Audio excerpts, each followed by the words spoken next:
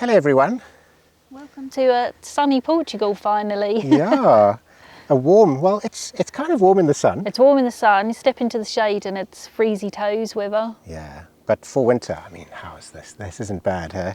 Yeah, it feels like it's rained since New Year's. It has been pretty wet. Yeah. It's been pretty cold. But what we wanted to say today was that this is our 5th winter in Portugal. Can you believe it?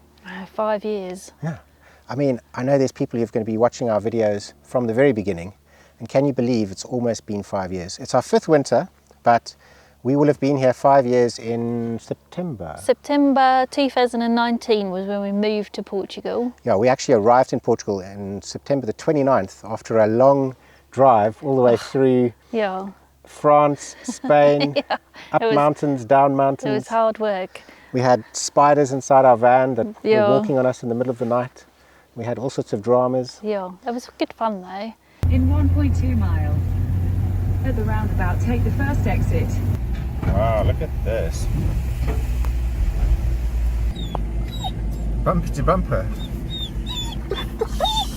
Hey, calm down, dog, calm down.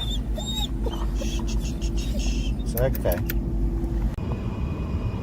So yeah, check that out here. We're on a train that's going through these tunnels.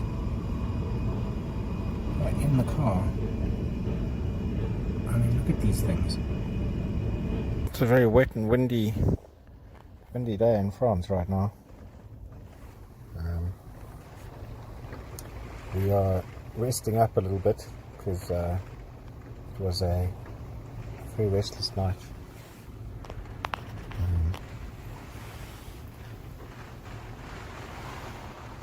The kitties.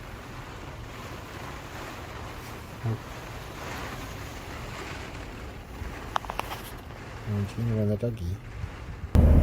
Very pretty here.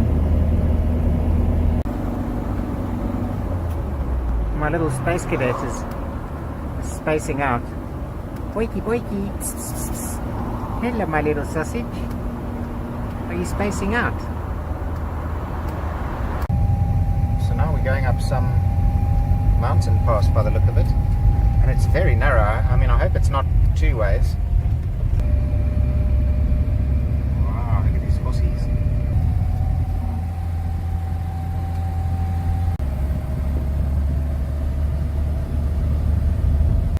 Now look, what's that?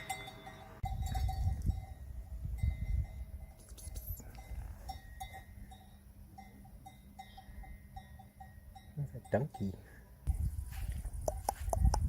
Hello. Yeah. Look at you. Hello. Oh. Yeah. Hello.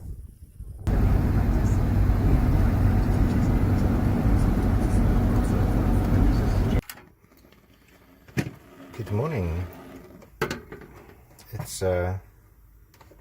7:55. It's day 4. Yeah, day 4. We left on Monday and it's Thursday today, so yeah, day 4. We're at this caravan park. It's kind of like a camping park, really. We had a bit of a restless night last night, only not because of her. She was very good. Not because of him, he was also very good. But because of this guy. This guy wanted out. He totally wanted out. He had cabin fever last night. So here is an overview of our journey so far. Starting off in England, in Kent, going across to Calais, and then working our way around and down. These are all the main stops that we did. And this is where we currently are, in Looms. Right, I woke up because there's a giant spider, and it really is big, and we're in Spain, so we don't know what the hell this thing is. It's like a tarantula looking thing, and this thing was running all over me while I was sleeping, and it actually woke me up, and I thought I might have been dreaming it, but nope. Okay, so I'm not saving this one, I'm sorry. This guy's going down. Yeah, it's like 1 in the morning.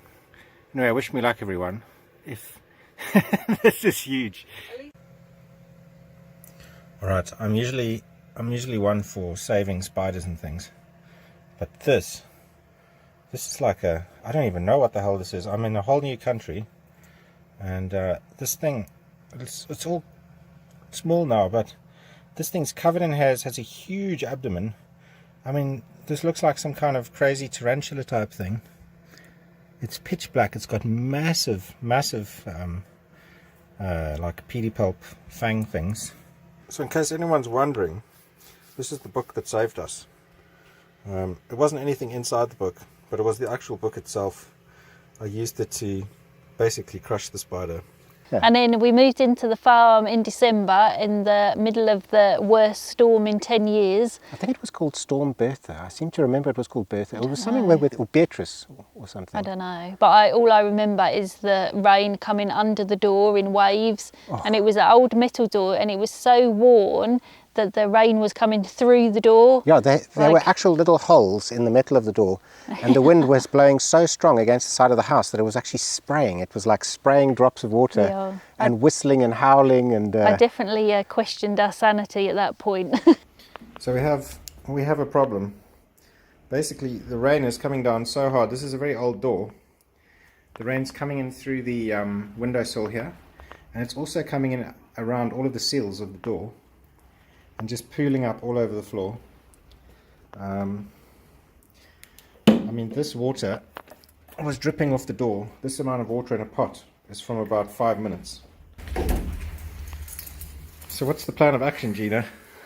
I'm going to try and put that around the door. Yeah.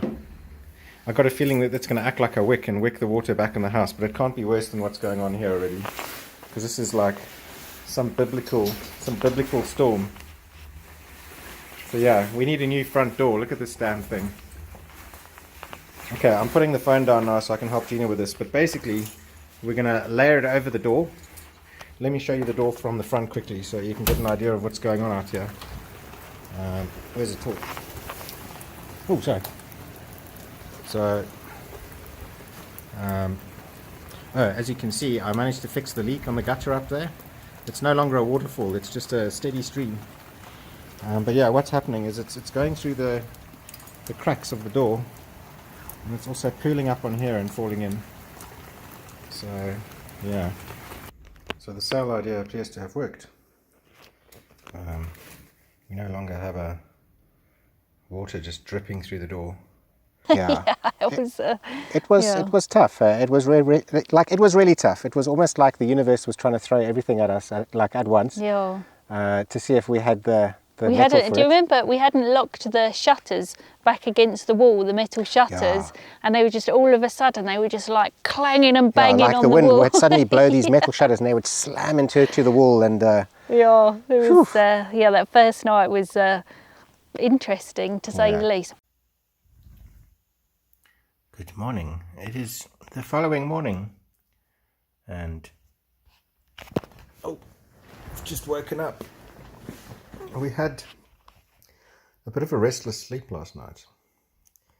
All of the shutters on the windows weren't tied back properly. We had a huge storm. So the whole night long, these shutters were just banging on the frames. And the gutter, the gutter just above the front door is broken. So there was like a waterfall coming down. We have a leak right above the front door. And a waterfall just comes gushing down all over the front door, and because there's like a big splash, it's probably like knee-high splashing. Yeah, so that has to be fixed because we've got loads of water coming in. And then all these shutters were just banging last night. Like this one's fine, although it was probably doing this. Yeah. So they just need like something to stop it banging. Yeah, I'll get some paracord and I'll just tie it around there so that it's tight. Yeah, because these shutters were banging. This one. The waterfall was going crazy. So, But 4.5 years on, and we're still here. We're still here. We're still doing good. I mean, we had no idea if this was going to work. Yeah. We had no idea if we were going to have to run all the way back to the UK with our tail between our legs, having failed. Well, we had no like point of reference before we moved here. There wasn't any YouTube channels doing like the Portugal thing at that point. No. It was like that's happened since we've been here. So we just kind of came out not knowing anything. And we didn't know who to talk to or nothing. Yeah. It's been quite an adventure, huh? It was definitely a leap into the unknown. Do you know that 4.5 years is a tenth of my life? So I turned 45 this year. So it's going to be a tenth of my life that I've stayed in Portugal, which is pretty crazy to think about. Yeah. And then, but finally we've decided to, well, we haven't, it was always on the plan, but now's the year that we can start getting all the information together to get our our Portuguese passport and citizenship. Yeah, basically we are not trying to become Portuguese, okay? Because we'll never be Portuguese, but we want to become Portugal or Portuguese citizens. Yeah. Because we want to have the ability to obviously continue owning this farm for the rest of our lives and be able to like live here where we want to live here. But also have the freedom to travel a bit as well, because at the moment we have Portuguese residency cards, and those allow us to live here and to work here, but we can't leave the country for more than 180 days a year. It's not that we plan on leaving the country for that amount of time, but I don't like to have sort of shackles and restrictions on me. I also want to have the ability to live and work and travel through Europe without using visas. And you know, when I moved to England all the way back in 2003, that was the whole idea in me actually like living in England, was to get the British passport. Because at the time Britain was part of the EU, and once I got that passport it unlocked the whole of Europe to me. And that's actually the reason why we moved to Portugal. Because didn't you come on an ancestral visa? Yes. So on my mom's side they're English, and my father's side they're Afrikaans, South African Afrikaans. So I'm kind of half, and that gave me the opportunity to basically get something called an ancestral visa. It cost thousands. I can't remember. It was a really... It was about 15,000. Well, in total, I mean, everything cost... It was crazy. You know, we used the company to do the application, and every year you have to get you have to pay all sorts of fees. It was basically quite extortionate, but it got me the UK passport. Yeah. And then shortly after getting the UK passport, they were talking about leaving the EU. So that's how this whole Portugal plan happened, was because it was like, I thought to myself, look, if I stay in England, if England leaves the EU, I had these thoughts that something terrible was going to happen, that like England was going to go back to the Dark Ages or something. I mean, you know, I don't really know. I had a feeling something terrible was going to happen. What I didn't realize was that COVID was going to happen. So yeah, we came here just before it kind of all... Yeah. Well, we got to the farm just before it all kind of kicked off, the COVID thing, didn't it? So, yeah. I mean, I knew something was going to happen. I just didn't realize it was going to be COVID. So, people say like, oh, you know, you guys are so lucky that you came when you did. It wasn't really luck. We were planning for something, but we just didn't know what we were planning for. Yeah. So, and it all worked out. But part of the plan now is to get this citizenship, and so our first step on that is we've started the government courses language course, because part of the requirement for the citizenship is to have your A1 A2 Portuguese language. Yeah, so all languages are split up into, well, I believe all languages like English and Portuguese and stuff are split up into modules, and you get A1 A2 B1 B2 C1 C2. I think Gina was saying it goes up to C3 or something. I think so. I know it's advanced. Like the C part of it is the advanced. It's probably more advanced than how we can even speak English. Yeah, I probably wouldn't pass at A1, A2 in English. Yeah. But so I mean, so far for the last 4.5 years that we've been here, I think a lot of people don't realise that, you know, we aren't living in like Lisbon, like in a city where we're going to an office block every single day and we're working with a lot of Portuguese people and we're being immersed in the sort of Portuguese language. We are quite isolated on our farm, which is, it's out of choice. Yeah, I actually moved here to be isolated. Yeah, I don't think I've spoken to anyone other than Ken for like a week, 2 weeks. At least, yeah. That's quite hard going, I have to tell you. Yeah. Our nearest neighbour is Joaquim. I haven't spoken to him in about a week and a half. And he's our next door neighbour, so you know that kind of shows you how isolated we are. So, and even then, it would only be like basic, like hello, how are you? Hello, how are you? What's the weather like? It's so cold today, I can't believe it. Look at all of this rain, etc. You know, very basic sort of conversations where you aren't really pushing yourself or learning more advanced Portuguese. So Yeah. So these government-run courses, so they're 6 hours a week, so they're very intensive. yeah, it's like 3 hours. Well, it's 2 days a week, three hours a lesson. Yeah, and that goes for 6 months. So up until mid-July, we'll finish that. And at the end of that, hopefully, fingers crossed, we do all our homework, we'll have the A1, A2 certificate, which is the first step.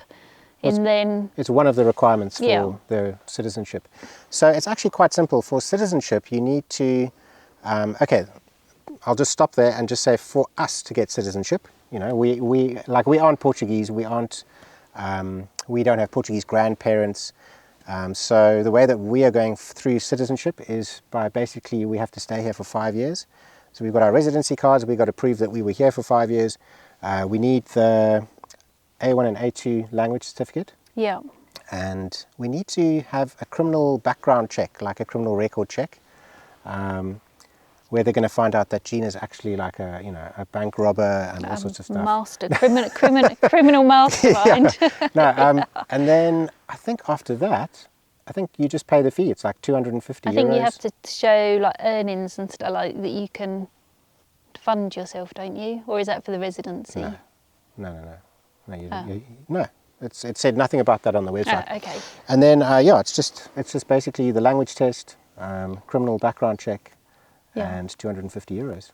So it seems quite simple on paper, but obviously we will document it as we go through the process and show you guys. Definitely keep you informed of what's wanted. And I think the process, from what I've heard, is quite simple, but I think it's the waiting time. I think once you start the process, there's then a waiting time for it to Well, I mean, we arrived here, applied for our residency cards, and those only came 3 years after we... they came last year. Yeah, I mean, it took about 3 years for us to actually get the piece of paper to say that we were even allowed to be here as residents. We had the bit of paper, we just didn't have the card. Yeah. So I think they say it takes between 1 and 2 years to get the citizenship. Yeah, but we need to start the process so and get it done. And that actually unlocks a whole bunch of other adventures for us as well, you know, because like... I don't know. I mean, Gina was saying earlier that she finds it quite difficult. So winter, I mean, this year particularly, it's been very rainy. It hasn't just been overcast, it's been rainy, so we've been stuck inside. So it's kind of affected my well-being and my sad quite a lot this year. And I'd quite like to chase the sun. Do you know, it's sort of so that we could be here for half the year and maybe other places and go travelling and just be like able to travel around a bit more. And get some more experiences in life. Yeah, exactly. I mean, I'm going to be, that's my birthday soon and I'm going to be hitting a zero. Like 20. So, a few more than that. So I'm going to be hitting 50, which is shocking. I don't feel like that until I look in the mirror, and then I realise I'm that old. And well, you're not that old because you know you're not going to get a free bus pass yet. Oh well, I don't know if you do in Portugal. Do you get free bus passes in Portugal? I'm not sure. But I don't know. I just feel like there's so much more to see in the world. There is. And I love Portugal, and it's going to be a lovely base. Do you know? But just to be able to. But there's other places in Portugal to see. Yeah. I mean, what about like if you find winter in central Portugal quite difficult, well, winter in southern Portugal isn't as bad, you know, so there's all sorts of different options. And you only get one life, and Gina and I are adventurous people. You know that we haven't been on holiday in 4.5 years. Since we've been here, 4.5 years we haven't had a single holiday, and we used to go on holiday, well, at least once a year. Yeah. But I think it's, like this, I found this winter particularly quite tough, but Ken thinks it's because we've got the aircon, because it's made us too comfortable indoors. I mean, the aircon's been amazing, and it's definitely made it more bearable inside. Yeah, I mean that's the big difference in England is you have central heating. So I think there's a link, because for the first 3-4 years that we've been, or for the first 3 years that we were here without aircon, because the house wasn't that comfortable inside, there wasn't that much of a contrast between going indoors or outdoors.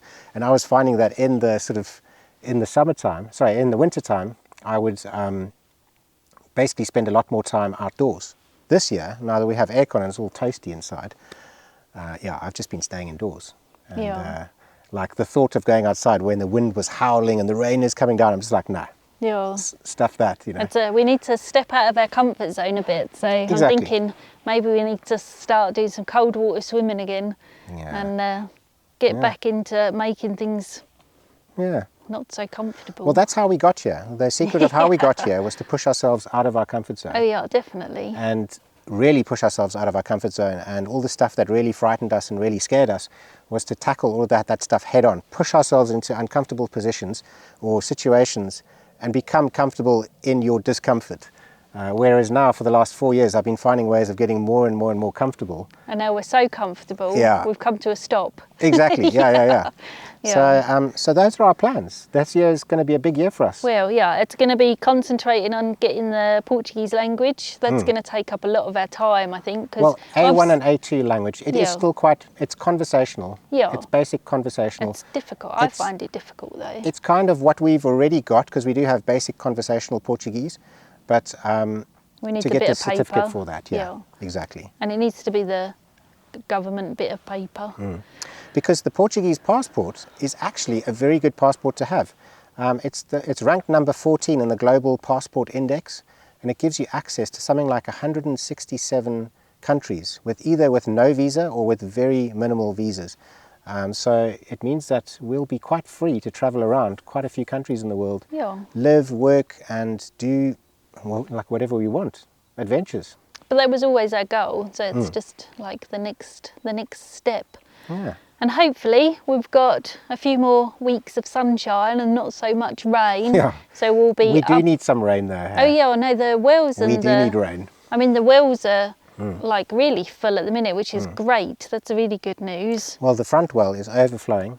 The fields are overflowing. Yeah, but it's so hopefully with the sunshine we'll be out doing a few more things, and now we've got the car back and all of those. Yes. So finally got our car back. yeah, so our lazy half of December and half of January will start to get more motivated again, I think. Yeah. And move. Well, the sunshine always makes me motivated anyway. Yeah. So if you're new to our channel and you want to find out more about getting citizenship in Portugal, then obviously follow us. And we also have Instagram and Facebook pages, and you can follow us on there. And if you've got any questions, then drop them below. Comments. And if you've got any experience getting your citizenships, let us know. If there's any pitfalls we need to avoid, that'd be. It seems quite simple, like in the it seems, from what I can tell online, it looks pretty simple and very cheap in comparison. 250 euros to apply for your citizenship. The passport costs 65 euros. And I think that's the only sort of monetary part of it that we're going to have to do. Oh, and the Portuguese language test, I think they were saying is 70 euros. But because we're doing it through this government scheme thing, we don't actually have to pay anything. You do it per unit rather than an exam in the end. But we'll keep you updated on all of that. As we find out that information's wrong or right, then we'll let you know. So just keep you informed. Do you know, when I set this video up, when I put the camera over there and put the chairs down, I was actually in the sun, and I'm actually in the shade. And although it's actually nice and warm in the sun, as soon as you're in the shade, it's freezing. It is cold, So we're going to cut this video off here before I start chattering my teeth. Yeah, and then stay warm or cold wherever you are. I know in England it's freezing at the minute. Elsewhere I'm sure it's warm. But see you next week. Ciao. Bye.